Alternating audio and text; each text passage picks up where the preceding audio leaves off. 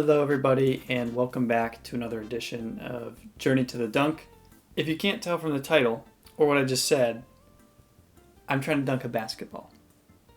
Today we're reviewing some footage of my vertical jump test that I just did and also breaking down what I've been doing every day, every workout. During my vertical jump test, I tried out all these different plants, going on my left foot, going on my right foot, going off both feet, and every single way I am jumping higher than I was 2 months ago. So that is really encouraging. And going off my left foot, I'm just grabbing the rim every single time. And off my right foot, I'm touching the rim every single time. So we're getting closer, inch by inch, egg by egg. And my two-legged jumps are actually, they're actual jumps. The first thing I noticed when I was jumping here was I felt like I could put more force into the ground. And that makes sense. That's physics, That's how I would describe it, is putting more force into the ground. And I wanted to understand a little bit more about what's going on here. What are the physics behind this? So I asked my dad, a high school physics teacher, to just give us a simple explanation of what's going on. So take it away, Dad. All right, Ryan, that's true. In your quest to jump higher and dunk a ball, you do have to push down in order to go up. It's somewhat similar to how we walk across the floor. We push backwards on the floor so that we go forward. Okay, that was great. That was simple and easy to... Now, in the beginning of physics, we start off by talking about motion, just describing motion, using words like velocity and acceleration. But then later in the year, we start to talk about what causes changes in velocity, which we call acceleration. And it boils down to forces. Right, okay. All right, Dad, I think we got it the first time, but it doesn't help to have a little bit more explanation of what's going on. And an interesting thing about forces, Newton's third law, is that forces always occur in pairs. So hand hits desk, desk hits hand. If hand hits a larger downward force on the desk exerts a matched larger upward force on your hand. That's why it's not a good idea to punch a locker. But in your quest to go up higher, you do have to push down harder so that the floor pushes up on you with a greater force, giving you a greater acceleration and then causing you to reach a greater height. You might even wonder though, Ryan, right as you're jumping, am I really exerting a force on the floor? Is the floor really exerting a force on me? Am I actually touching the floor? Can I in fact touch anything? In fact, we're all made of atoms. The floor is made of atoms. And what's around the outer shell of the atoms? The electrons. And so what happens when you go to hit the desk is the outer electrons of the atoms of your hand come very close to the atoms and their outer electrons of the desk. So you never actually touch. You get exceedingly close, but you never touch. So you can actually never touch the floor. So where does that force come from? And why do forces always occur in pairs anyway? There's always object A exerting a force on object B, and object B exerting an equal but opposite force on object A. Was there ever a single force? Can a force occur on its own? Where do these forces come from, Ryan? How are we going to figure this out?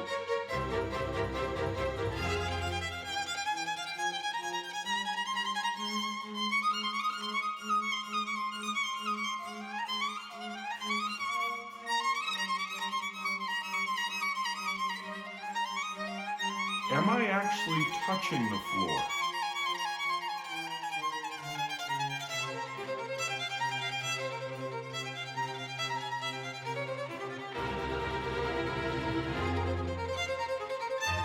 Can I in fact touch anything?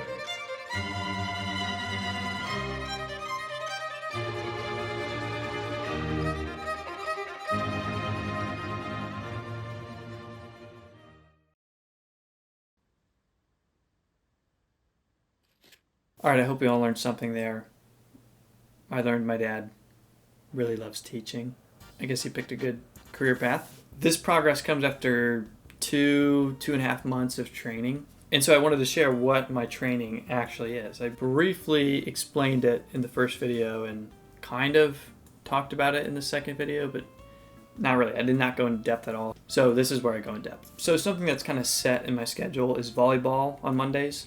Then the rest of the week is broken up into 2 lower body days, 1 upper body day, and then 1 day that's half lower back, half lower body. And these lower body exercises are different from the 2 other lower body days.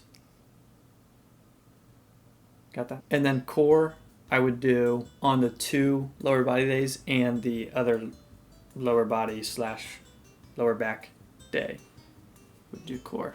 And I might play some basketball. So that kind of throws a wrench in things because I don't want to work out morning of, so this is loosely what I'm doing. Okay, so for those 2 lower body days, just lower body, I do my knees over toes workout. And when I say my knees over toes workout, I mean Ben Patrick's knees over toes workout. The knees over toes 0 workout is 8 exercises. 1, tibialis raise, and I'll get more into these, I'll show you some clips. Anytime I play a sport, the tibialis is the muscle that is sore for the longest. And I never trained it. I never knew what it was. I thought it was a calf muscle that like wrapped around, but the calf doesn't do that. I looked it up. It helps when you're slowing down. Like when I'm sprinting at a basketball hoop, going up to dunk a ball. Well, actually, now it's just I'm just doing a layup. But eventually, we dunk in a ball. That's how you do it. And that muscle will help take a little bit of that force off the knee. So I do 25 of those. Then I do 25 FHL calf raises. FHL, I'm not sure what it stands for. Okay, flexor hallucis longus. Did I pronounce that right? Of course I did. I do 10 with 2 feet on the ground and then 15 with each leg. Then I go back, do 25 more tibialis raises.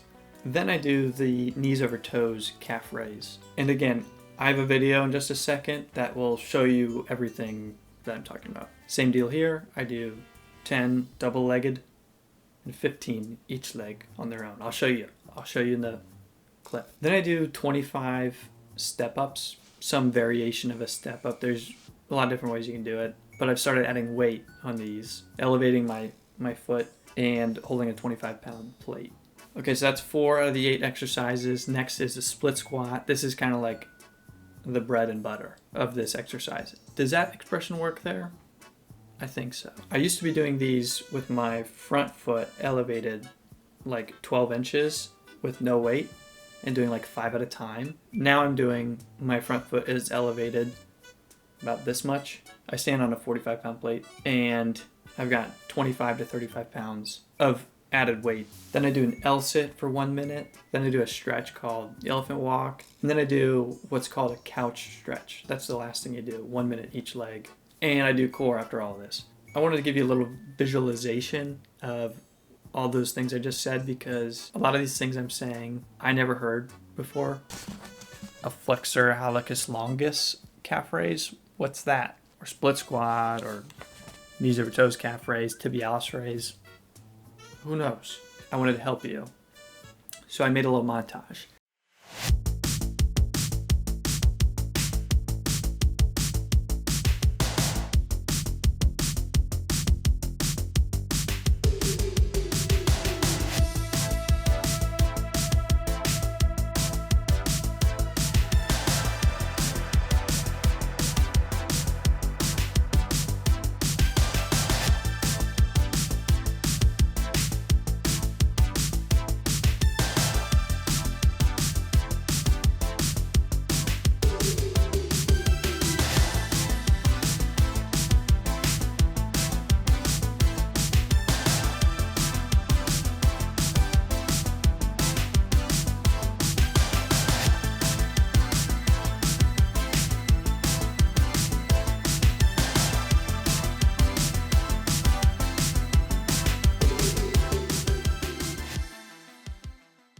I know what you're thinking. You're probably thinking, man, was that sweet.